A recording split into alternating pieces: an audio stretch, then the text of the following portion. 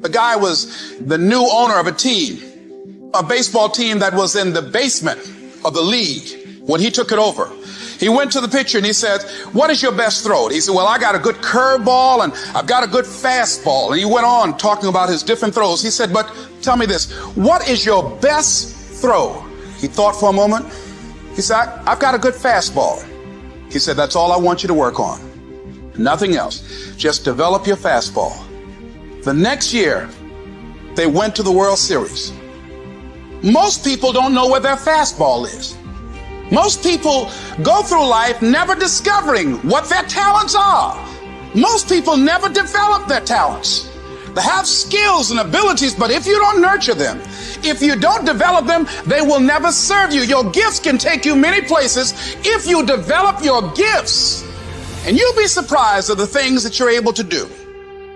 When you learn how to block things out, when you learn how to keep thine eyes single, learning how to concentrate, learning how to focus in, deciding that you're going to focus to develop your skills, you'll be surprised at the ideas that will come to you, of the people that you'll be able to attract, of the opportunities that you'll be able to see. You'll begin to see things that have been standing there looking you in the face saying, "I can't believe this has been here all this time."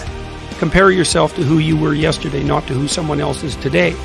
Because you need to have a hierarchy of improvement. You need to be aiming for something, and that means you're going to be lesser than people who've already attained along that dimension. So the question is, who should you defeat in the final analysis? And the answer is, you should defeat your former self. You should be constantly trying to do that. And you're the right control for yourself too, because you're the one who's had all your advantages and disadvantages. How bad do you really want it? You gotta hear me. People talk about Oprah Winfrey, Ted Turner, Warren Buffett. Listen to me. I don't care how much money you make. You only get 24 hours in a day. And the difference between Oprah and the person that's broke is Oprah uses her 24 hours wisely. Your brain will trick you. You are your own worst enemy. Because life doesn't give you what you want. It gives you what you deserve. And if you haven't worked for it, if you haven't sacrificed for it, if you haven't given your all, then you don't deserve it, and you won't get it. Here's the problem I find most people have. They judge themselves through the lens of a moment. They fail at something. They miss. They embarrass themselves. They flub something. And they think that defines who they are. But I'm telling you right now, you're not defined by who you are. You're defined by who you want to become and the price you're willing to pay to get there.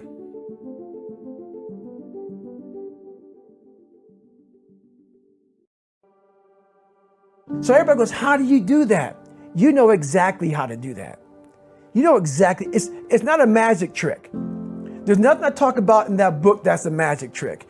It's all back down to a very primitive mindset of we just have to do. It's like breathing. Breathing becomes normal. Like we don't even know that we're doing it. That's how you have to live your life.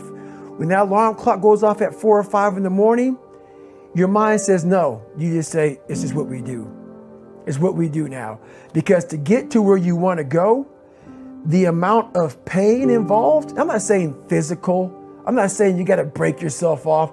The amount of mental pain of how many times you're going to have to do something that you don't want to do to get to where you want to go is going to be, there's going to be more times you do something that you don't want to do than you are going to want to do it. And that's your new norm. That's your new norm. So then it's like breathing. And then once you do this over and over and over again, it becomes like breathing. I don't want to live this lifestyle, but to get to the other side of this, I have to. So if you really want it, you realize what trying is and what trying is not. How do you overcome the suffering of life? Is be a better person. That's how you do it. Well, that's hard. It takes responsibility. And I think, if you said to someone, you want to have a meaningful life? Everything you do matters. That's the definition of a meaningful life. But everything you do matters. So you're going to have to carry that with you. Or do you want to just forget about the whole meaning thing and then you don't have any responsibility, because who the hell cares? And you can wander through life doing whatever you want, gratifying impulsive desires for how useful that's going to be, and you're stuck in meaninglessness, but you don't have any responsibility. Which one do you want? Well, ask yourself, which one are you pursuing? And you'll find very rapidly that it isn't the majority of your soul that's pursuing the whole meaning thing, because, well, look what you have to do that. You have to take on the fact that life is suffering. You have to put yourself together in the face of that. This intense focus on one goal is not easy, but it is all important. Orison Swett Marden wrote, "The giants of the race have been men and women of concentration who have struck sledgehammer blows in one place until they have accomplished their purpose. The successful men and women of today are those of one mastering idea, one unwavering aim, men and women of single and intense purpose." Marden also said that every great man has become great. Every successful man has succeeded in proportion as he has confined his powers to one particular channel. Single-minded concentration in the direction of your dreams will intensify your desires and increase your emotional drive toward your goal. This intensity of concentration will activate the law of attraction and begin to attract people and opportunities into your life to help you to achieve your goal. The more you think about your goal, the more it will come to dominate and direct your life. The more you think about it, the more rapidly you will move toward it, and it will move toward you.